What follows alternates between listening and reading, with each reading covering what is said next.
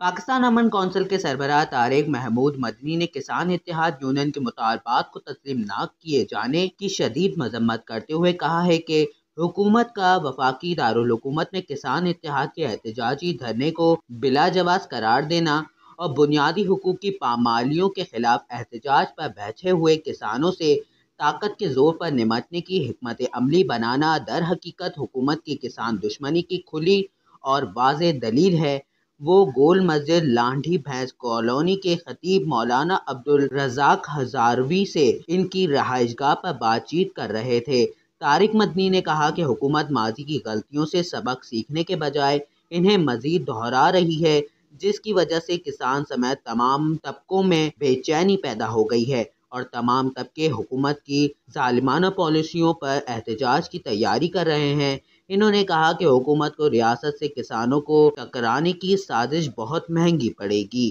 پاکستان امن کونسل مظلوم کسانوں سے اظہار یکجہتی جاری رکھے گی اور ان کے مطالبات تسلیم کیے جانے تک ان کے شانہ بشانہ کھڑی رہے گی۔